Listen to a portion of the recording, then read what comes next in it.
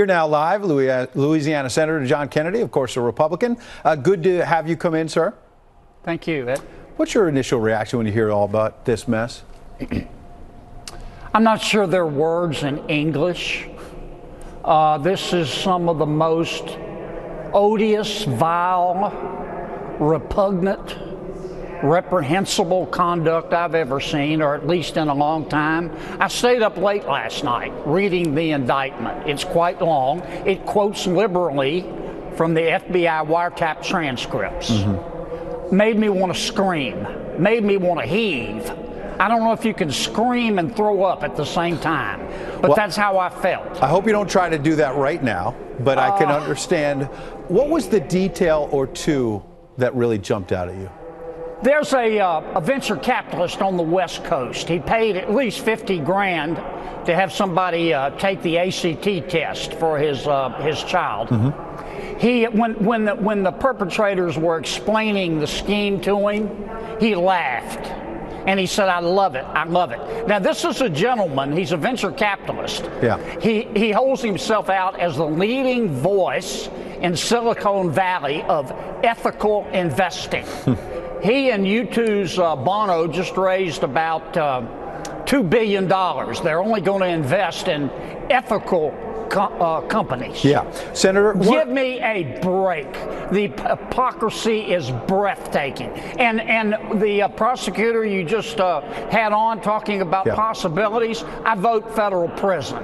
So in some cases, the detail that jumped out at me, among others, was that in some of these cases, they claimed the kid had a learning disability so they could get that child in a private area where they could manipulate the test, change answers. So here they are taking advantage of the idea of, hey, this kid's got a learning disability, when there are real kids with real learning disabilities who now are going to have people looking over their shoulder about whether they really have that learning disability and that maybe they're cheating on the test instead. And you think about all the students who worked hard and did it the right way and didn't get into these big time schools. You know, for ordinary Americans like you and me, let me tell you what they're thinking.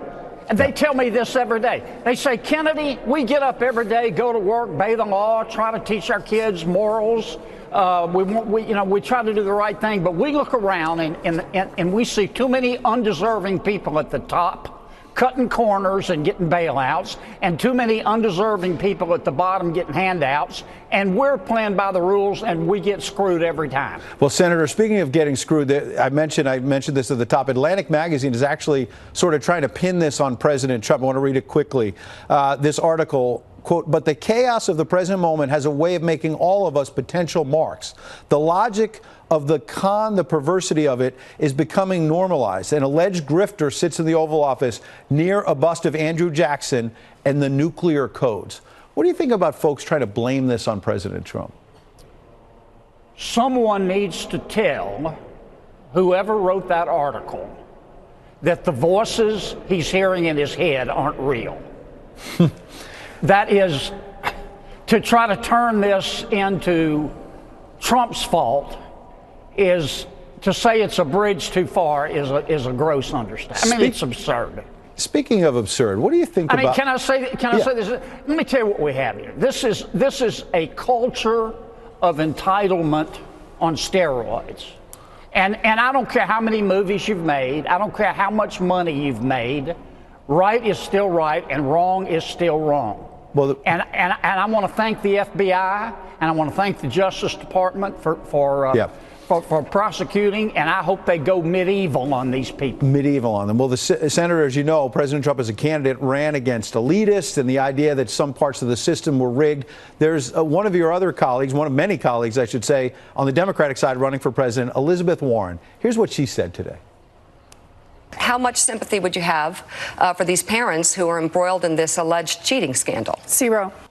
Senator, I thought your colleague had a little trouble with filling out forms herself.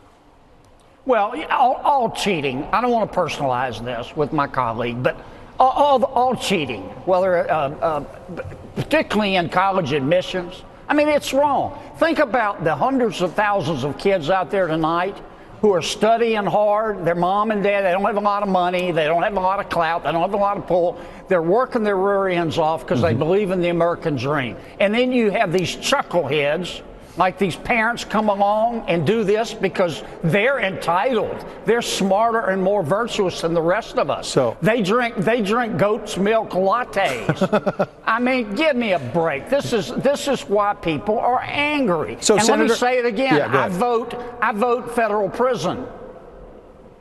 I've got less than 30 seconds. You've covered a lot Okay. of ground.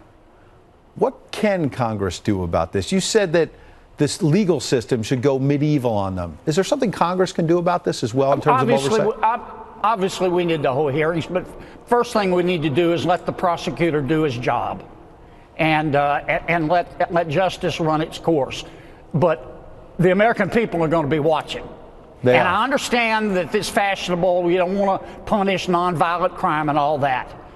Crime doesn't have to be nonviolent to be evil, and this is evil. Well, Senator, when it's all said and done, we're going to have to sit down and have a goat milk latte, I hope. I don't drink them. Senator John Kennedy, appreciate you coming in tonight.